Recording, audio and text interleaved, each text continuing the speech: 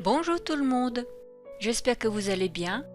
Avant de commencer, je vous souhaite à tous bonne année, bonne santé et que l'année 2022 soit meilleure que les précédentes. Je remercie mes abonnés, chaque année le nombre grandit un petit peu plus. Merci pour votre fidélité. Le week-end dernier, je me suis promenée à Botanique et j'ai rapporté une petite plante à la maison, dont aujourd'hui je vais vous la présenter car sa culture est extrêmement facile et sa floraison peut être abondante et parfumée pour peu qu'on respecte quelques règles. Il s'agit du jasmin polyanthum, connu aussi sous le nom de jasmin blanc d'hiver ou du jasmin blanc rosé d'hiver. Il est vendu en pot enroulé autour d'un arceau ou en suspension.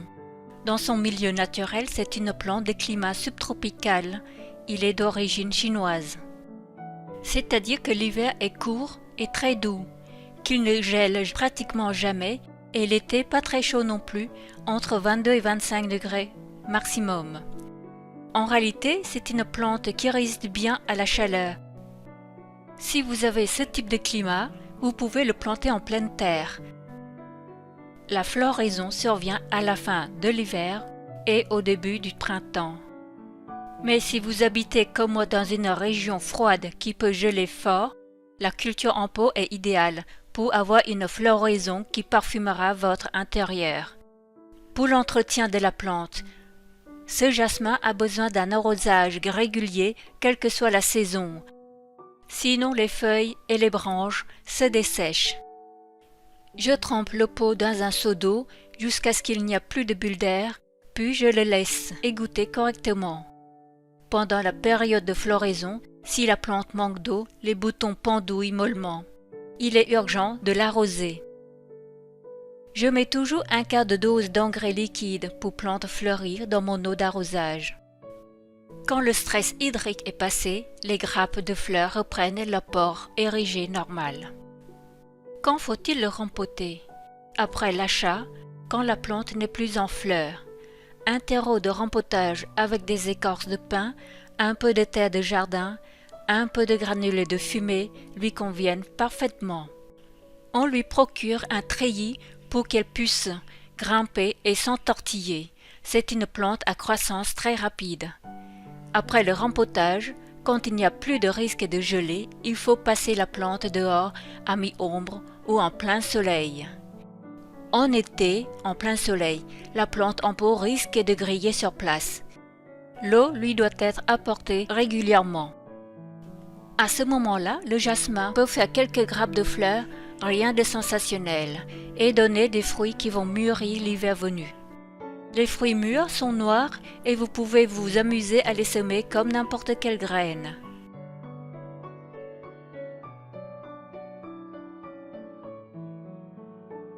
À la belle saison, la plante va émettre de nouvelles ramifications qui porteront des nouvelles floraisons.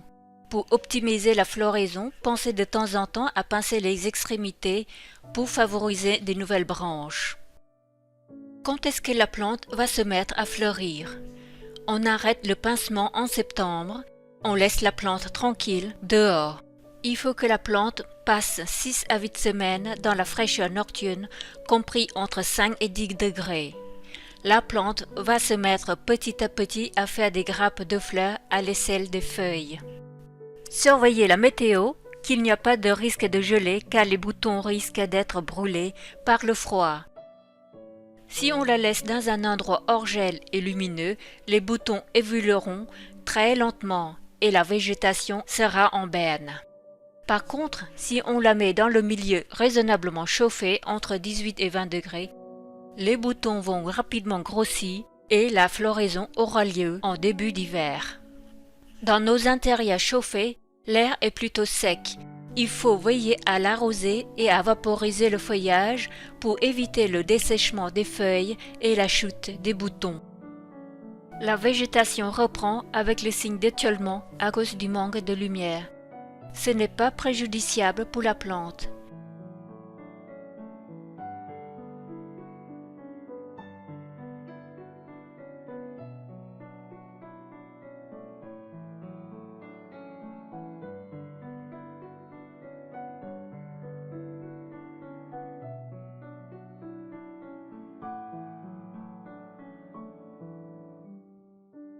En fin de floraison, pour l'esthétique et si on ne veut pas de fruits, on enlève les grappes qui n'ont plus de fleurs. On pince les extrémités pour faire ramifier et densifier la plante. Et on la remet dehors quand il n'y a plus de risque de gelée.